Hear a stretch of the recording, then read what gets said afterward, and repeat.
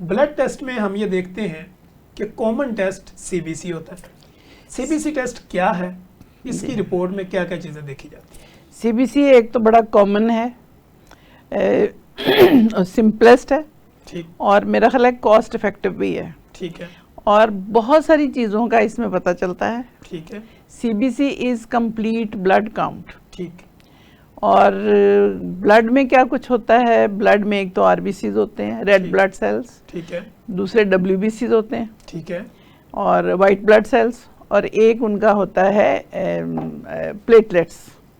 वो ये 3 चीज़ों से ब्लड बनता है, और चौथा उसमें जो लिक्विड होता है उसको प्लाज्मा कहते हैं। ठीक है, अब ये है कि आरबीसी की मॉर्फोलॉजी देख के हम पेशेंट की कंडीशन देख सकते हैं कि कितना अनीमिया है उसको, ठीक है, क्या उसको कोई अगर कोई इनहेरिटरी डिजीजेस तो नहीं है उसमें। ठीक है, इसमें एचबी का लेवल कम होता है। हाँ जी, एचबी का लेवल कम होता है। एचबी की हम उसकी बहुत सारी टाइप्स हैं, वो भी टेस्ट हो जाती हैं, उससे पता चलता है कि कोई इनको मसले तो नहीं है। ठीक है, दूसरा डब्ल्यूबीसी में ये है कि इन्फेक्शन कहीं है कि नहीं है, उसमें अगर तो एक्यूट इन्फेक्शन है, तो एक तो होता है ना कंप्लीट डब्ल्यूबीसी काउंट, फिर उसका आगे डिफरेंशियल काउंट आ जाता है। इसमें 3-4 तरह की टाइप्स होती हैं डब्ल्यूबीसी की। एक होते हैं लिम्फोसाइट्स होते हैं, ठीक, फिर न्यूट्रोफिल्स होते हैं, ठीक, फिर मोनोसाइट्स होते हैं, ठीक, और फिर ये इओसिनोफिल्स होते हैं। ठीक, अब जो न्यूट्रोफिल अगर ज़्यादा होंगे तो एक्यूट इन्फेक्शन शो करेंगे।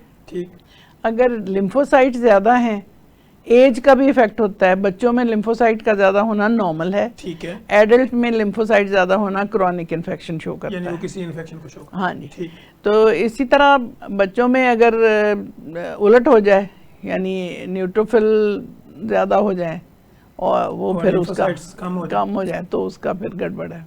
ठीक है, तो बहुत सारी मतलब एक तो आरबीसीज को देख के एनीमियाज का पता चलेगा, ठीक, और डब्ल्यूबीसी से इन्फ्लेमेशन कहीं भी हो, किसी भी बॉडी के किसी भी हिस्से में हो, इंटरनल और एक्सटर्नल। हाँ जी।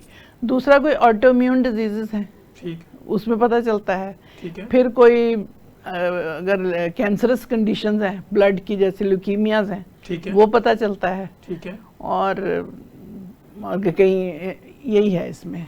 और प्लेटलेट्स जो है वो आपके ना ब्लीडिंग को रोकती है, कोएगुलेशन में काम आते हैं। ठीक है, तो अगर ब्लड कोएगुलेटिव डिसऑर्डर्स कोई हो, जिसमें खून का बहना मतलब वो लगातार बहता रहे, जमे ना, बंद ना हो, उसमें प्लेटलेट्स की असेसमेंट होती है। फिर और बहुत सारे इंडिकेशंस इससे मिल जाते हैं, जैसे कोविड में जी जी प्लेटलेट का कम होना। ठीक है, इसी तरह जो आपका डेंगू है, उसमें प्लेटलेट्स का कम होना। ठीक, तो बहुत सारी चीज़ों का ये इंडिकेशन दे देते हैं। ठीक। अच्छा डॉक्टर साहब, हमने कुछ रिपोर्ट्स में प्लेटलेट ज़्यादा भी देखे हैं। हाँ जी, वो कुछ कंडीशन होता है या वैसे होते नहीं हैं? नहीं, वो उसके बन ही ज़्यादा रहे होते हैं थ्रोम्बस है। वो हो सकता है कि कहीं उसकी कांस्टेंट ब्लीडिंग हो रही हो इंटरनल, ठीक है, तो वो फिर प्लेटलेट्स ज़्यादा बनाता है, वो ज़्यादा बना के उसको स्टॉप करने की कोशिश करता है। कोई ना कोई वजह होती है उसकी। ठीक है।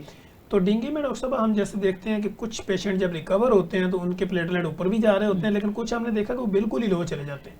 तो ज़्यादा लो होने से क्या नुकसान होता है इसका? ज़्यादा लो होने से ब्लीडिंग डिसऑर्डर शुरू हो जाता है। आपके स्किन के नीचे ब्लीडिंग होना शुरू हो जाती है, पेटिकी से बन जाते हैं, ब्रूजेस बन जाते हैं। तो उसको फिर रोकने के लिए हम प्लेटलेट कॉन्सेंट्रेट देते हैं उनको, यानी प्लेटलेट से अलग करके ना ब्लड से, जी जी, उसको फिर वो पेशेंट को प्योर प्लेटलेट्स ही दिए जाते हैं इमरजेंसी कंडीशन में। Emergency condition. हाँ जाता है। अच्छा डॉक्टर साहब, सीबीसी की जैसे हम बात कर रहे थे, तो सीबीसी में एक टीएलसी और डीएलसी का भी एक हमने TLC is total leukocyte count. Leukocyte WBC को कहते हैं सर, वाइट ब्लड सेल को। और differential DLC is differential leukocyte count. वो मैंने आपको बताया कि 4 टाइप्स के होते हैं उसमें। जी जी, दोनों में आ जाते हैं डीएलसी और टीएलसी। हाँ, टीएलसी। अच्छा, तो इसकी आप डिटेल क्या बताने लगी थी अभी? वो मैंने बताया है कि टोटल इंक्रीज हो जाना ठीक शो करता है कि इन्फेक्शन है कहीं। ठीक है। और अब डिफरेंशियल करेंगे तो उससे पता चल जाएगा कि क्रॉनिक इन्फेक्शन हो रही है पेशेंट को, पुरानी है इन्फेक्शन, या कोई अभी एक्यूट इन्फेक्शन हुई है। ठीक है, वो पता अच्छा डॉक्टर साहब, चलेगा। हमने ये देखा कि सीबीसी में जब हम देखते हैं कि एचबी का लेवल लो है, हाँ या एचबी पूरा है, हाँ जी, उसके बाद हम देखते हैं कि कुछ हमारे कंसल्टेंट जो है वो आपको इसके अलावा भी वो कहते हैं सीरम आयरन करवाएं, और डिफरेंट और टेस्ट करवाएं ताकि हम देखें तो उसके क्या अगर हीमोग्लोबिन उसकी ठीक है फिर तो नहीं मेरा ख्याल है इंडिकेशन होनी चाहिए। समटाइम ये होता है कि पेशेंट की कंप्लेन स्टिल होती है, रंग भी उसका पीला होता है, लेकिन रिपोर्ट आपकी बिल्कुल नॉर्मल आ रही रंग होती है। पीला होने की और वजूहत भी है ना। ठीक है, हाँ जी, उसमें अगर आपका यानी सिर्फ आप ये नहीं कह सकते कि anemia- बिलीरुबिन ज्यादा हो तो वो भी हो सकता है, और वो एक और वो एक कंडीशन अलग में से। होता है। हाँ जी, ठीक है। अच्छा, यानी आप कहते हैं कि सीबीसी में एक कंप्लीट स्ट्रक्चर देखा जा सकता है जिसमें जी इन्फेक्शन है। अनीमिया को तो सही वो बताता है, अनीमिया की टाइप्स भी हमें पता करने के लिए फिर आगे फर्दर हमें करने पड़ते हैं। ठीक हो, अगर उसकी एक जैसे हमने दे दिया कि टोटल क्या है और डिफरेंशियल क्या है, और रेड सेल की फिर मॉर्फोलॉजी बताने के लिए स्मीयर बना के माइक्रोस्कोप पे देख के बताते हैं। ठीक। अगर उसमें आरबीसीज छोटे साइज के ज़्यादा हैं तो वो आयरन डेफिशिएंसी को इंडिकेट करते ठीक है। हैं। अगर बड़े बड़े होंगे और अनीमिया है उसमें और सेल साइज जो है ना नॉर्मल लिम्फोसाइट से बड़ा है, ठीक, तो उसका मतलब है कि उसमें B12 और फोलिक एसिड डेफिशिएंसी है। ठीक है।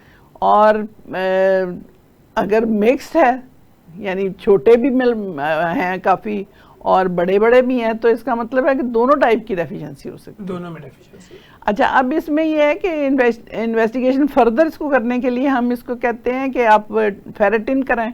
ठीक है, serum ferritin. Serum ferritin, serum ये आयरन, ठीक। और TIBC total iron binding capacity. TIBC, हाँ जी, ये भी एक टेस्ट। हाँ ये भी टेस्ट है। ये तीनों ये किस्म का अनीमिया प्रोफाइल है उसको जानने के लिए कि ये कौन सा अनीमिया है। ठीक है, तो इसमें अगर सीरम आयरन पूरा है, फिर इसमें विटामिन B12 और फोलिक एसिड की भी मतलब हो उसकी भी जाता है, जरूरत। उसकी भी जरूरत पड़ जाती है कि वो देखते हैं वो लोअर साइड पे है या नॉर्मल है या क्या है। ठीक है। अच्छा डॉक्टर साहब, जैसे हम देखते हैं थैलासीमिया का आजकल बड़ा वो है, तो क्या सीबीसी में कोई इंडिकेशन होती है कि ये थैलासीमिया? थैलासीमिया की इंडिकेशन होती है, लेकिन उसकी इलेक्ट्रोफोरेसिस करनी पड़ती है, उसकी हीमोग्लोबिन टाइप्स हम देखते हैं। ठीक है, तो हीमोग्लोबिन A जो है ना वो तो नॉर्मल है, ठीक है, और फीटल हीमोग्लोबिन अगर किसी में परसिस्ट करती है through out his adult life तो वो थैलासीमिया में जाता है। ठीक है, उससे पता चल जाता है कि पता ये चल थैलासीमिया जाता है, का हाँ जी। पेशेंट है। ठीक है। अच्छा डॉक्टर साहब, हम ये देखते हैं कि सीबीसी में एक टेस्ट लोग आम करवाते हैं ESR। जी, तो ये ESR किस कैटेगरी की इन्फेक्शन को शो? ये एरिथ्रोसाइट सेडिमेंटेशन रेट है। ठीक है, जो इन्फ्लेमेशन या इन्फेक्शन है उसमें जो होता है ना प्लाज्मा, उसमें प्रोटीन ज़्यादा आ जाता है। ठीक है, उसकी वजह से जो सेल्स हैं ना आरबीसीज वो एक दूसरे से क्लम्प शुरू कर देते हैं। ठीक, जब क्लम्पिंग हो जाती है वो हैवी हो जाते हैं, वो जल्दी बैठना शुरू हो जाते हैं नीचे। ठीक है, ये इसको टेस्ट करते हैं एक लंबी सी ट्यूब में डाल के, तो 1 घंटे के लिए ब्लड को स्टैंड कर देते हैं। ठीक है। तो उसका जो फॉल होगा वो उसका ESR होगा।